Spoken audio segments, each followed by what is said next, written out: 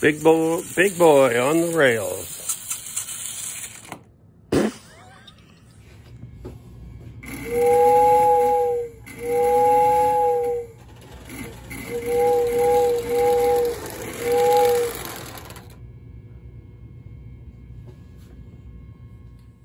Hello everybody, and welcome back to Old Friend Decrepit. This time we're going to have a look at a couple of locomotives that have just come my way. Now this is a train set that I picked up for $40 off of Facebook Marketplace. And the ad did say that it did not run, and they weren't lying. This one was a locomotive that my son picked up at a local train store. Nice looking, isn't it? It was in a plastic bag. It was so dirty and rusty. Still is. And there's a couple of good things about it, but one of the good things, he paid all of $5 for it. So we're going to go over what it took to get these to run. We're going to have a look at videos showing them running, and also a little thing at the end showing some of the things that I use when I'm servicing new locomotives that come to the train room. So enjoy the video. Thanks.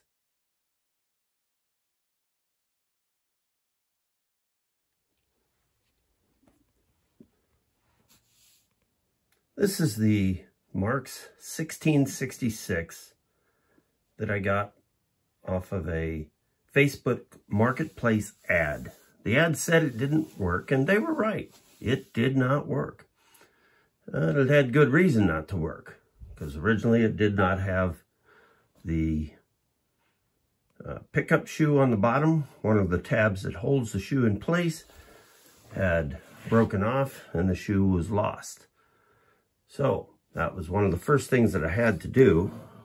Further damage was this ladder here was broken, which I've rounded off so it doesn't look so much like a broken ladder. And the shade over the headlight lens was broken, which I've also trimmed back so that you can see it's more flush with the lens, but it doesn't look as jagged as it looked with the broken hood. Now, some of the things that I found out about these, one of the reasons why this is does such a good job with the train that it actually has a weight installed in the cab area. And that is original, because the rivet that holds the coupler goes right through it. Now, to fix the problems that this had, you see the tab that holds the pickup shoe right here. It was missing on the other end. So I had to make one. And what I did was, I took one of these. You've probably seen them. Well, the handle here is a breakaway. And you've got a little toothpick apparatus here. Well, I just cut off about half of it. And if you look in there, you can see I glued it on top of the plate that the pickup shoe hooks to. And that holds it in place. Now, in place of a spring, because I didn't have another spring, I just took a little chunk of that black packing foam, which still has some springiness to it, and put that in there, and that holds the pickup shoe from just flopping around loose in there. The other thing that was missing on this was the front truck. It had the hole there, but it did not have that front truck. Well, I had an extra one of these. This is off of a 666. So I cut the little tab off here that would fit into the loop on the 666. Reamed out, it did have a hole in it here. but I just reamed that hole out so that it would fit down onto the little collar thing. The screw goes in, and then there's actually just a little place for this to ride. I also had to bend it to go up under, because this particular smoke unit hangs down a little farther than the ones on the 666s and the regular 1666. So what I did was I just give it a little bend this way, and then this front part up here that of that I just had to bend outward. That I have the complete set. I had to replace, in fact, I had to replace the chassis with both trucks for the tender, because for some reason there was something in it that just was warped out of shape. But I had plenty of extras of those, so I just replaced that whole thing. And I had to put new trucks on this car. And let me just show you what we were dealing with here.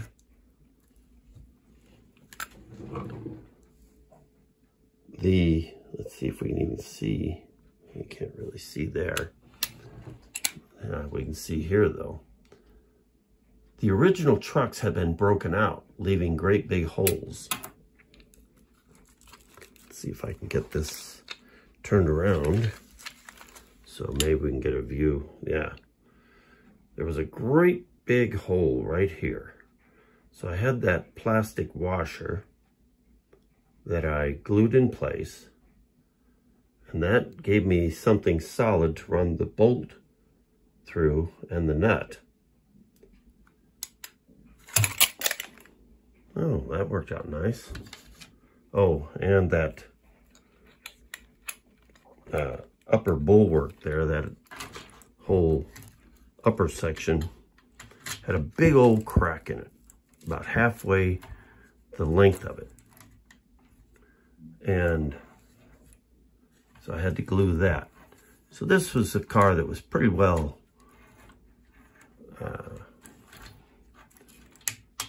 busted. It wasn't going to be worth much. So I went ahead and got that fixed up, even found the right kind of trucks for it. And then I had to replace one of the springs in the box car because it was missing one. So it was well played. It was a well played with set. It was pretty well broken and worthless. But as you see from the video, you'll see from the videos, it runs very, very well now. I added this load to it. Now the upper clip to hold the cars on that top level was, both ends were broken off. So I glued down these packing strips here from that packing material. And then this buffer in between, I just used a glue dot just to hold that in place, because eventually I'll probably trade that out and put in a little larger cars. But just did that so I'd have a load on it. But you'll see in the videos that does make a very nice looking train all together.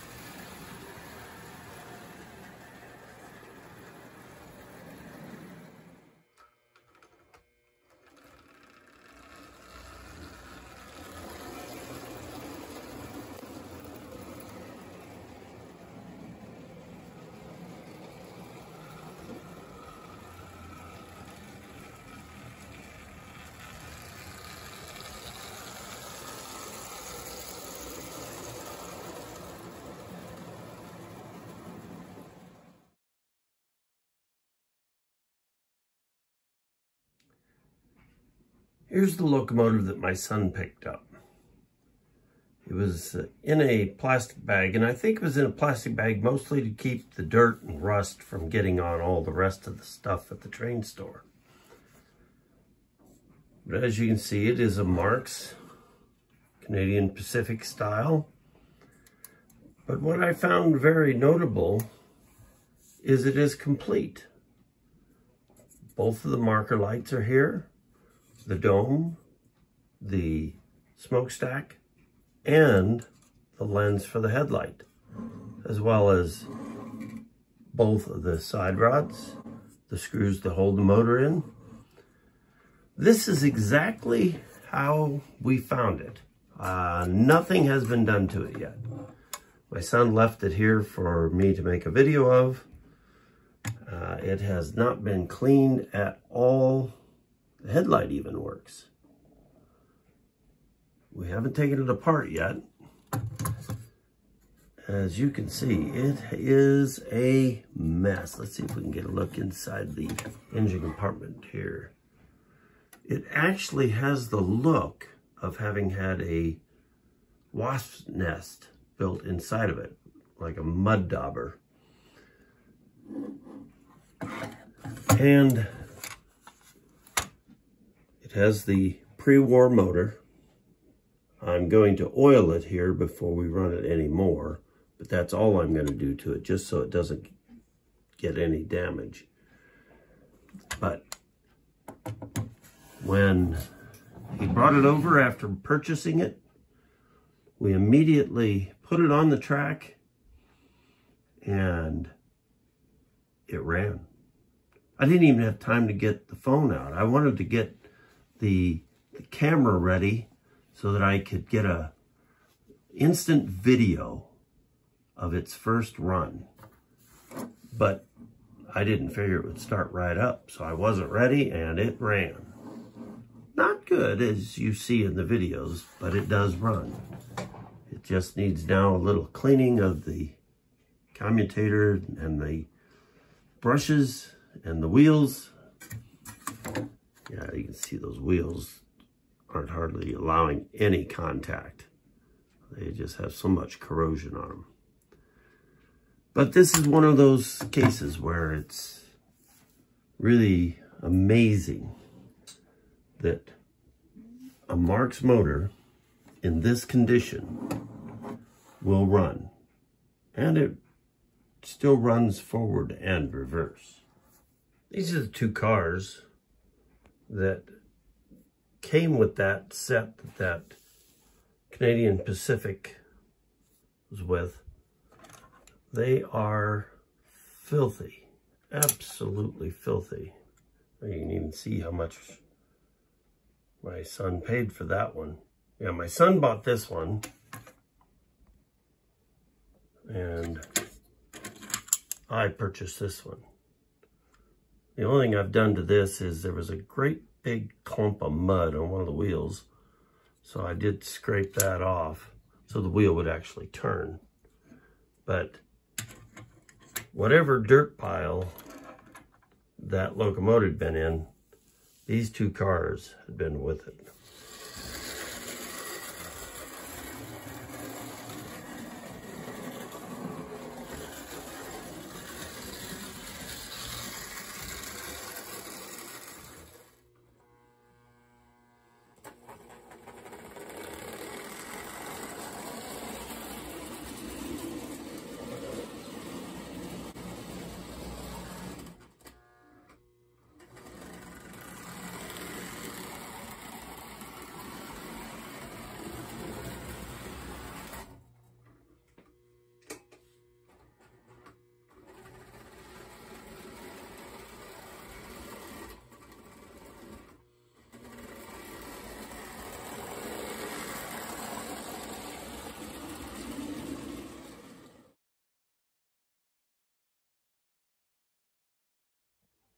When I get a new locomotive in, these are some of the things that I pull out to prepare to service it and get it into condition to run.